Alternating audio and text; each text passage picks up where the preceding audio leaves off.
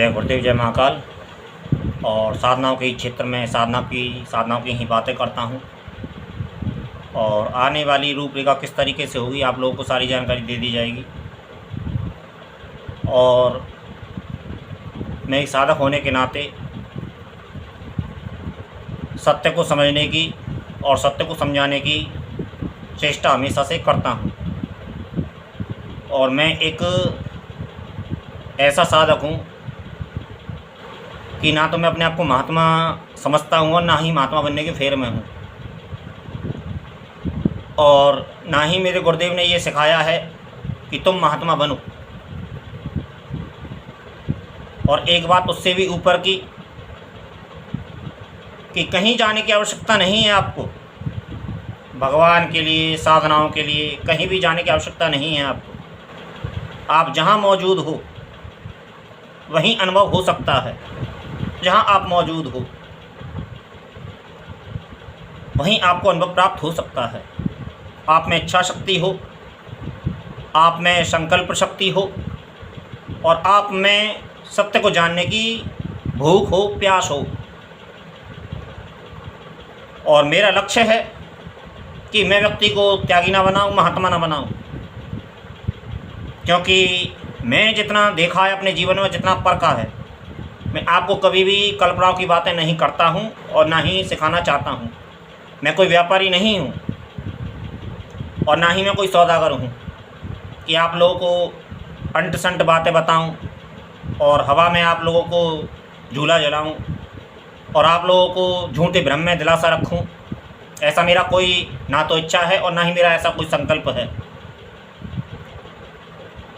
और मैं तुमको भोग से योग कैसे प्राप्त होता है, मैं उस चीज़ को बताने का प्रयास कर रहा हूँ आप लोगों को।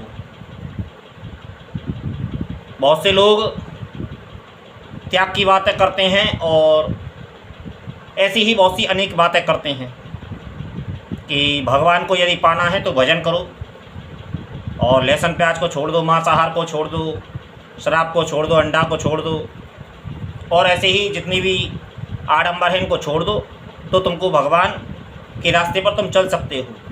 मैं ऐसे किसी आडंबर को ना तो मैंने अपने जीवन में परखा है, लेकिन इन चीज़ों को ये रिजेक्ट करता हूँ। मैं इन चीज़ों को मेरी समझ से नहीं आती हैं। ये बात सही है कि महात्माओं को ये बात शोभा नहीं देती है, लेकिन कहीं ना कहीं कुछ ना कुछ कमी है, कहीं ना कुछ कमी है। या तो हम उसे स्वीकार नहीं करना चाहते हैं या फिर हम उसे बतलाना नहीं चाहते हैं, या फिर हम सत्य के साथ में कुछ ना कुछ तालमेल ऐसा उसमें अपना अर्क लगाते हैं, उसमें अपनी ऐसी चीज़ें डालते हैं कि कहीं ना कहीं वो चीज़ बदल जाती है। जैसे मेरे साथ में यदि कोई घटना घटी तो जितना मैं अपने साफ शब्दों में आप लोगों को बता सकता हूँ, यदि वो दूसरे तक बात पहुँचेगी तो वो बात बदल जाएगी। इसी तरीके से सत्य के विषय में भी ऐसा ही है। भगवान का भजन करना ये कोई, देखिए, बुरी बात तो खैर नहीं है, लेकिन भगवान का भजन करने से भगवान मिल जाएगा ये बात कोई पक्की नहीं है। ये बात कोई पक्की नहीं है कि भगवान का भजन करने से आपको भजन मिल जाएगा। भजन तो बहुत लोग कर रहे हैं दुनिया में, लेकिन कितने लोगों को भगवान प्राप्त है और कितने लोग भगवान तक पहुंच पाए हैं। व्यक्ति लहसुन प्याज भी नहीं खाता है, मांसाहार भी नहीं करता, मंत्र जाप भी बहुत करता है, गुरु मंत्र का भी जाप करता है, लेकिन कितने लोगों को भगवान प्राप्त हुआ है। या फिर इतनी भागवत सुनी है लोगों ने, कितने लोगों को मोक्ष प्राप्त हुआ है और कितने लोगों के लिए विमान उतर के आया है। ना तो श्रोता परीक्षित जैसे हैं और ना ही वक्ता सुखदेव जैसे हैं, तो फिर मोक्ष और विमान कैसे हो।